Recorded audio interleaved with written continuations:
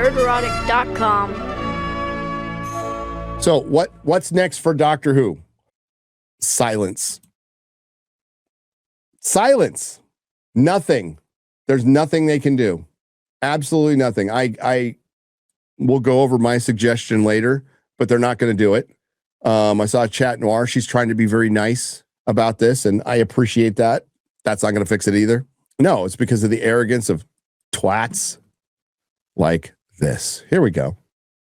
Go ahead and call it cancelled if you want. You're wrong. You're literally wrong. The show is not cancelled. I know, it's extraordinary to see newspapers who should know better seeing the show has been cancelled. It's the opposite. It's been put out to tender. Yes. And I understand that's an industry be put out to Tinder phrase, and people might not understand what a show being put out to tender means. Equally, at the same time, those people are complaining on devices which have a search engine. Go and look it up.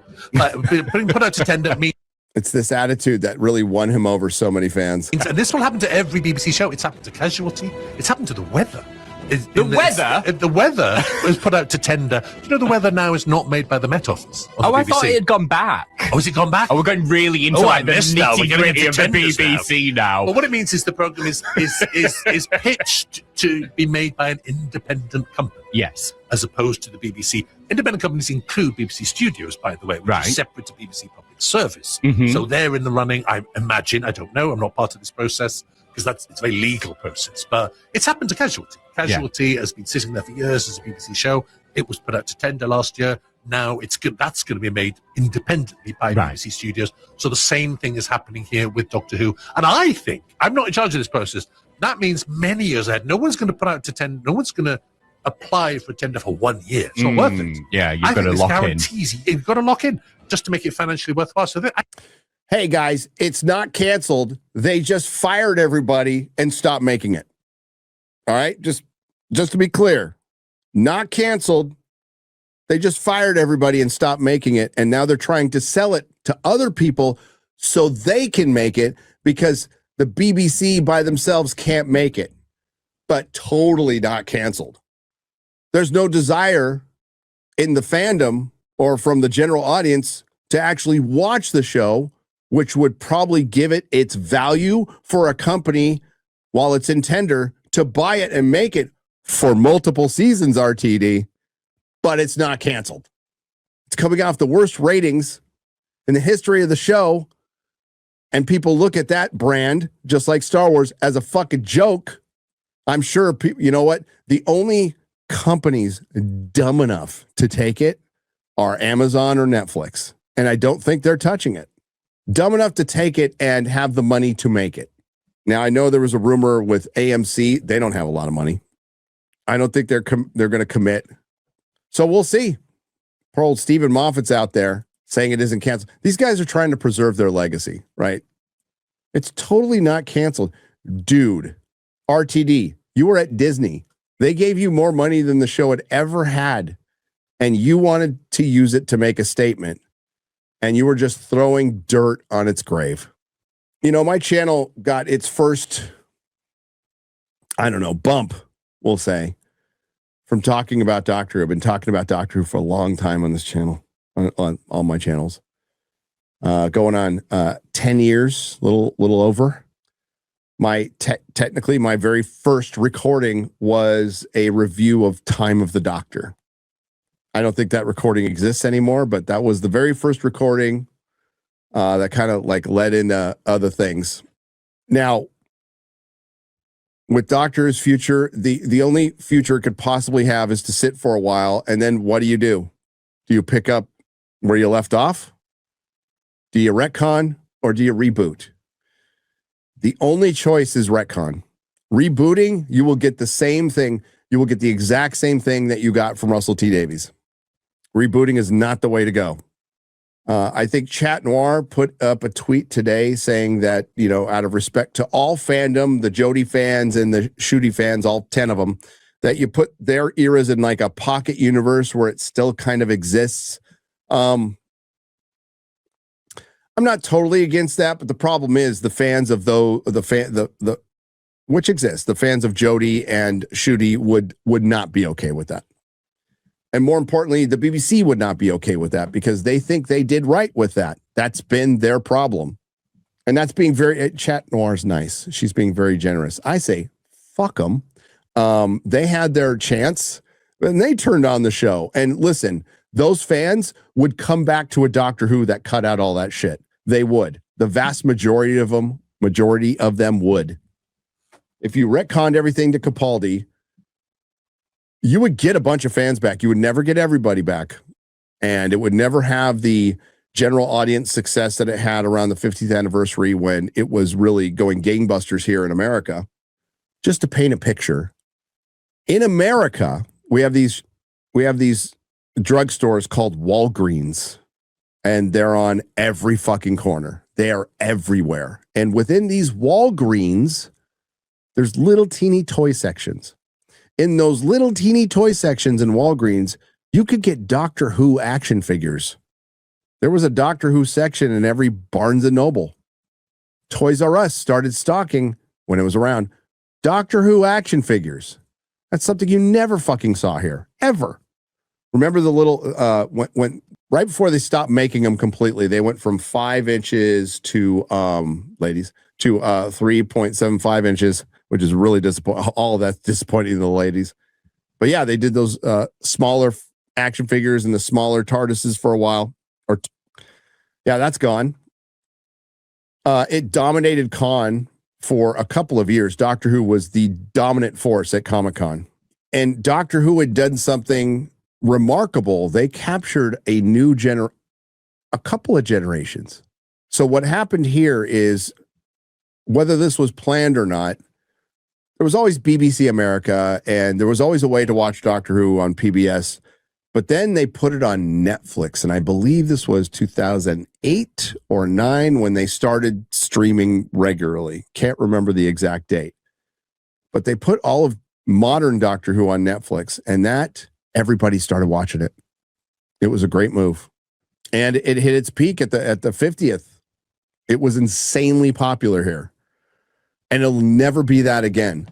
But if we genuinely want to fix Doctor Who, you need to go what Russell T. Davies calls wrong, because he calls traditionalism wrong. And it is to him. And this is the saddest thing. Russell T. Davies, before the bitterness, was really a great example of somebody who is gay, who made it, and didn't vilify people. But then something happened. I don't know if it was when his husband died of cancer, or he was just putting up for his friends, or trying to protect his legacy, or he was always this way. I don't fucking know. I don't care. Then he became this bitter fuck whose whole intention to come back to Doctor Who was to flip the fans the bird. I watched, along with Disbrew, every fucking episode of his run multiple times for my for ultimately, which became like 3 reviews, but whatever, you do your research. And planted in every single episode, whether it was just a fleeting line or a moment or an entire episode, you could see the hatred he had towards the fans. And that was baked into the series to the point where hashtag RIP Doctor Who became canon. I could not fucking believe it when I saw that. And I'll tell you the story of RIP Doctor Who. So there was a thing called Parrot Analytics back in the day. It's still around. Parrot Analytics. And what it did was it judged the show's popularity by online interaction, and it didn't really decipher between good or bad. Now, this is before AI. And listen, I'm not sure I completely understood the assignment on this one, considering that the term Doctor Who was still in the hashtag. But I started using, and this was initially because of Star Trek. So I started using RIP Star Trek and RIP Doctor Who as hashtags, so it wouldn't be counted in that Parrot analytic. But yeah, I just started doing RIP Doctor Who once the Timeless Children was that, like, it was dead. It was dead. Say goodbye. So for that to get fucking picked up in the show is surreal and insane. Now, again, Parrot Analytics probably still counted it because it was Doctor Who was still in the terminology. But if you remember, we used hashtags back in those days. They're not cool anymore, apparently. But it was all one word, R.I.P. Doctor Who. And I just put it on everything to annoy them and to remind them that they killed it the minute the Timeless Children came out. And I knew the Timeless Children was coming out for a year, a little longer. I'd have to be reminded on that. A little longer. I knew that was happening because I had a buddy who worked in with a toy company that worked with them, and he was given a lot of information so they could make toys. And the minute he heard that, he called me. He's like, "Bro," and what was that rumor? That when Jodie Whittaker came in, the first female Doctor, they absolutely knew that this was just going to be an era of Doctor Who people can skip. So we need to cement her legacy into the canon, and they were going to change the origin of the Doctor. And that's exactly what their motivation was. That's exactly why they did it. And then they did it. So that's why it's the most, I can't say murdered. It committed Mary suicide. It committed suicide. It was killed. But it's why it's the worse off than Star Wars, worse off than Star Trek, because they actually went back into their own canon and changed the origin from the late, great William Hartnell as the only first Doctor and made it into a little black girl. And it was purely it was a decision based on activism. And that's when I knew it was dead. So yes, they've sacrificed another thing we love on the altar of the message. Kai Guy. That's exactly what happened. The thing is, it's difficult to, I know people want to have hope, but the only thing you should hope for as a Doctor Who fan is to let it fucking rest and make people miss it if they will. Like, I still miss old Doctor Who. I still watch old Doctor Who. I miss it. Of course, but not enough people miss it. And if you rush out to try to fix it too soon, especially with the buffoons who are at the BBC, it's just going to make it worse. And even when they kind of fix something, if you apply it to all these companies, they don't know what to do. Like, I don't love Andor, but there's aspects of Andor that are really good. And if Disney had acted on them, it's still too late to fix shit. It is. You can't put the milk back in the titty. So reboot is the only option you have, and I just hate that option so much.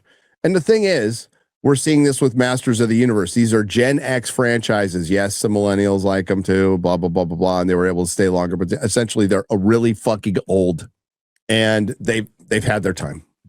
It's just a damn shame what happened, because I fucking love Doctor Who. I've got classic Doctor Who playing on that TV right now from Roku. I just rewatched seasons 5 and 6 with Matt Smith. God, he's great.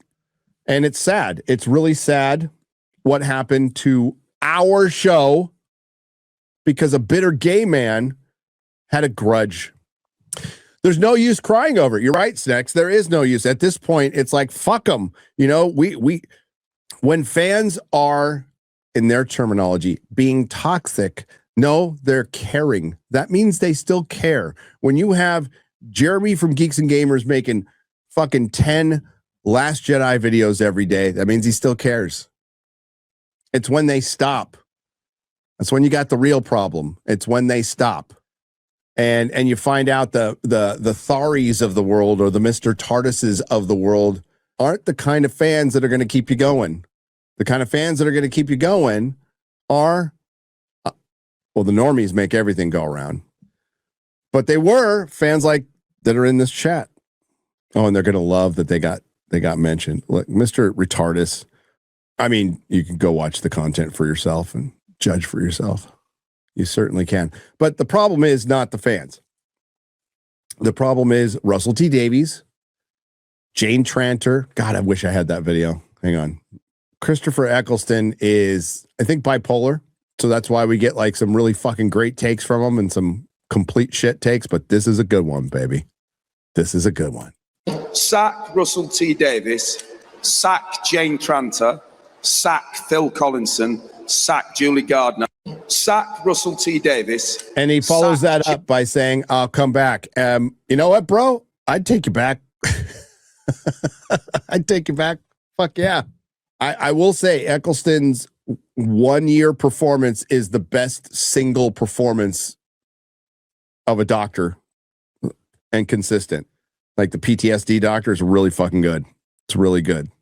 Again, and like I am not going to I'm not going to justify their accusations with a response. I don't give a fuck if you call me toxic. I don't care. Now, it's probably not a good idea to call the fine people in the chat toxic who love the show, or people like Chat Noir toxic who adores the show and has been very nice and respectful. I don't care if they call me toxic. I'll take the brunt of it. I'm fine. But fuck, screw them. You fucked this up. The fans didn't fuck this up. And Star Trek is like Kurtzman is done. Like he is cooked. The only reason they haven't announced it is because we still have 3 seasons of his shit to come out. We have a season 4 of Strange New Worlds, a season 2 of Starfleet Academy, and a season 5 of Strange New Worlds. Then he's gone.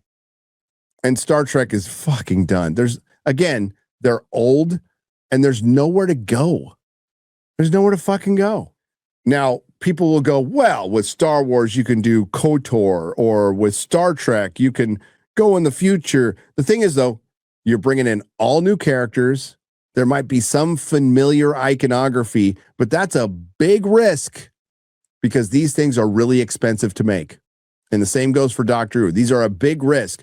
So say AMC picks up Doctor Who and they even get like a normal doctor and a normal companion, and they put it on AMC Plus. Nobody's going to watch it. The hardcores, I might go back and check it out out of curiosity, but most people are just fucking done. And it's not like you just made a bad show. BBC, Lucasfilm, Paramount with Star Trek, Kurtzman Trek. You made a bad show, and you also attacked the fans consistently for 10 years and used the media to attack the fans consistently for 10 years. They're gonna remember that. And considering none of you have ever apologized for it, felt the need to apologize, or even think you did anything wrong, they're going to remember that too. And it's really easy for them. They'll go, I'll just spend my money somewhere else. And that's what they've been doing. So Nepo Baby Wayne and RTD and even Stephen Moffat, who played his part, disappointing enough, played his part, and Alex Kurtzman, they're all yours. Rock on. An entire new generation is going to go be interested in entirely new things that you can't touch. Yeah, it's time to create new stuff. And like, listen, there's another franchise out there that's huge. That there's multiple anime and manga franchises out there that are absolutely huge. That's what the next generation is getting into. And some video game stuff too. But this stuff, our stuff, it's had its time. It sucks. Nerderotic.com. Please subscribe.